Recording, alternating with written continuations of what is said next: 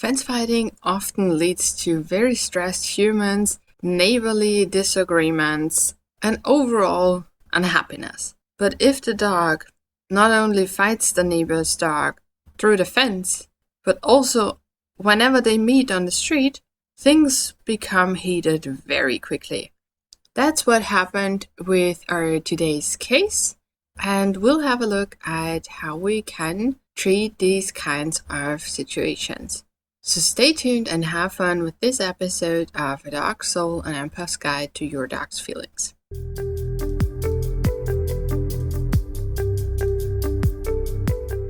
Alright, so today we are going to talk about Mira. Mira is a 5-year-old, large, short-haired mix. Her parents contacted me with this question, and since this is not a rare case, I wanted to bring it to you. So, what I know about Mira is that she was chained up in the backyard in her previous life. She has been with her new family for a year, and this fighting with the neighbor has been going on for the whole year. In the beginning, it was hard to transition her to an indoor life. She always wanted to be outside, which is not surprising, right? If a dog was chained up for a long time, or maybe even from puppyhood on, it can be a hard transition to a more comfortable life, right? But it seems like they made it, so that's awesome. But what still happens is that the dogs get into fights through the fence, and they bark at each other or try to lunge at each other when they meet outside. They're both leashed, which is awesome, right? It would be way worse if one or both would roam around unleashed. And Mira also barks whenever other dogs in the neighborhood bark, indoor and outdoor as it seems. Now, they did put up a privacy screen to block the view, and also so that they can't hurt each other, because with a wire fence you can just bite through as a dog, right? So this was a really good idea and it helped. So this would also be my recommendation if you have a dog who is not fine with the neighbor's dog. Try putting up a privacy fence first. Sometimes it's the whole solution. If they don't see each other, they don't mind each other. In this case, it was not all done with it. So there is some training we can do. Now, it sounds like Mira is not just frustrated to get to the other dog, but there is a fear component involved. Those are the big two, right? For aggression. Fear and frustration. And sometimes it's a combination, like if you have a young dog and the young dog is not yet confident around other dogs, that's a fear component, but still wants to get to the other dog to say hello and show how friendly he is and can't, that's a frustration component. But since Mira is an older dog and they are really getting into fights, it's not just barking at each other, they try to reach each other and hurt each other. So yes, it can still be barrier frustration because there is a fence between them, or they are on leash. Both of those things are barriers, and that can be really frustrating. But I would not really try out what happens if they're off leash. If you have this situation and you're really close with your neighbor and you want to get the dogs to really like each other, the training would look a little bit different than if you don't care about your neighbor and you just want peace and quiet. In both situations, the dogs have to feel at least neutral about each other. They have to get along. They are living next to each other. They will see each other. So they have to find a way to at least be okay with each other. Otherwise, this is very stressful, right? If you're constantly fighting, it's the same for humans, right? Neighborly fights are not that uncommon in humans as well. And it's really stressful.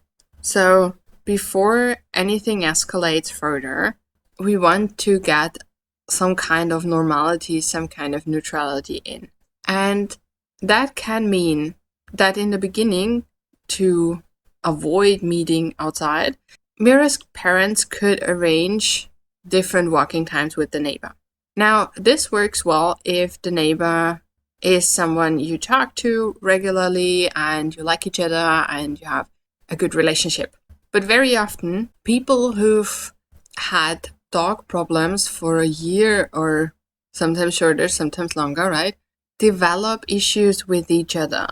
Sometimes people are blaming each other, sometimes they are just stressed too, and that triggers feelings stuff, right? So maybe this is not as easy anymore. If that's the case, Mira's parents could watch out really well and avoid the neighbor for some time, or they could drive somewhere for walks. This is not a forever thing, right?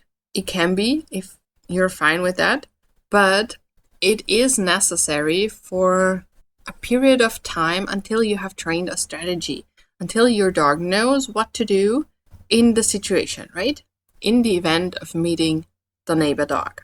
And this has to be trained beforehand, and it has to be trained really, really well. So your dog, if you wake your dog in his sleep, don't do that. But if you would, your dog could do the strategy, right? It has to be an automation. Because if it's not that well trained, the high arousal and the very big emotions that are involved in these aggression situations will make your dog forget the strategy. So train it really well. Train it in different situations. Train it with different distractions. Train it as much as you can. And the strategy can be anything. It can mean just look, don't attack. It can mean walk in a curve, either past the other dog or in another direction. It can mean walk away. It can mean go sniff. It can also mean hold a nose target and walk past. Now, that is very often recommended, and yes, it can be a strategy, but since there is already so much going on between the dogs and the other dog is attacking as well, it would mean a lot of distance in between the dogs so they cannot reach each other and Mira can feel safe. But also, it takes a lot more training than teaching the other alternatives, right? Now, if you have a dog who is getting into trouble with the neighbor's dog, but you want them to be fine with each other and maybe even walk together or whatever, it would mean you would need a careful introduction. So that can mean doing social walks together. So walking with a comfortable distance between the dogs, letting them explore, just in each other's presence and in a relaxed way, doing some little exercises together, doing some sniffing together, and whenever the dogs are ready, getting closer.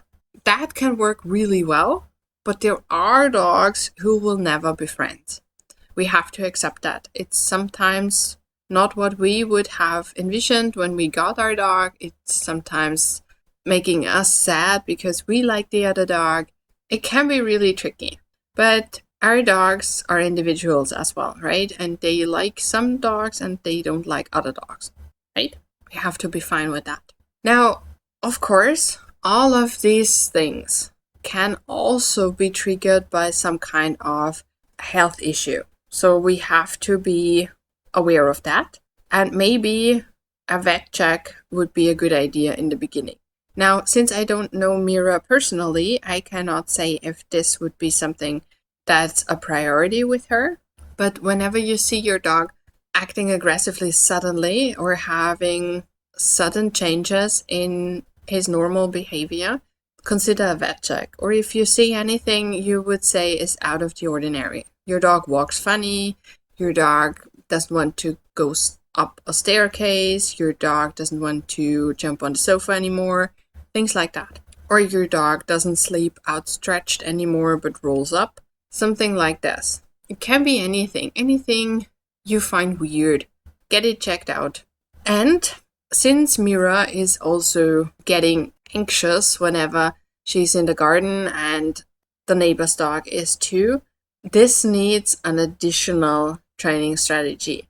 And that very often means just walking outside on leash so that she cannot charge the fence and connecting positive emotions with the other dog. So using a marker signal and rewards. And it can be anything again. Marker signal is just a word or a sound.